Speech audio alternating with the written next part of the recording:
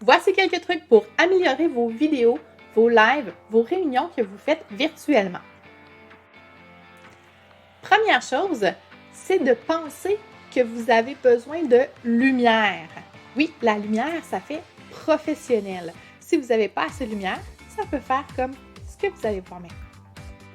En ce moment, j'ai que la lumière naturelle qui rentre par les fenêtres avec rien d'autre. La qualité de mon image est beaucoup moindre. En ce moment, j'ai une petite lumière d'appoint blanchot pointée directement vers moi. Parlons maintenant du cadrage que vous allez utiliser.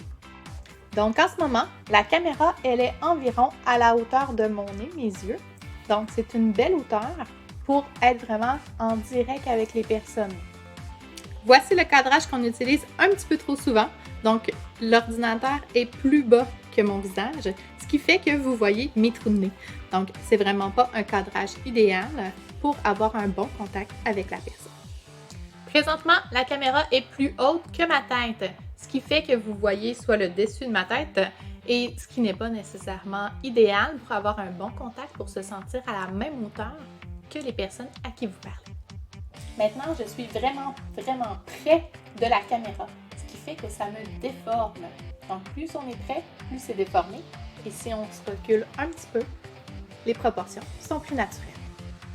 Faites aussi attention à être bien centré dans votre écran et à être directement en face. Donc, l'écran doit être parallèle à vous. Là, je suis de biais et dans le fond, vous voyez beaucoup plus de choses sur le côté que moi. C'est bien si vous avez du texte à écrire. Sinon, essayez de vous mettre vraiment au centre.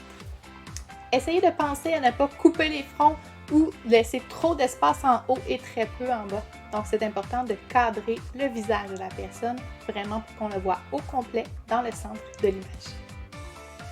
Faites aussi à ce qu'on voit en arrière-plan de vous. Donc, essayez de vous placer dans un endroit où vous n'aurez pas accès à de la vaisselle sale, à votre cuisine, à des gens qui peuvent passer en arrière dans les pots. Si vous êtes debout au lieu d'être assis, vous allez avoir beaucoup plus de liberté de mouvement et ça va faire quelque chose qui est beaucoup plus dynamique qu'une fois assis avec le dos un petit peu rond. Autre élément à réfléchir, c'est votre son.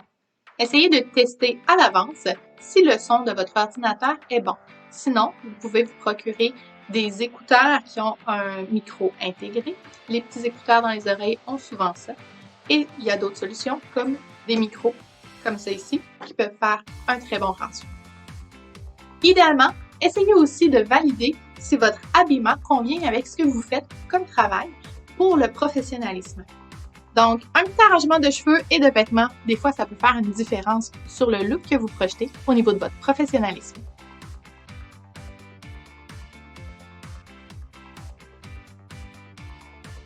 N'essayez pas de faire des vidéos parfaites du premier coup. Essayez simplement d'améliorer un petit détail à la fois pour avoir l'air encore plus professionnel à chacun des vidéos, des lives, des réunions que vous allez faire en mode virtuel.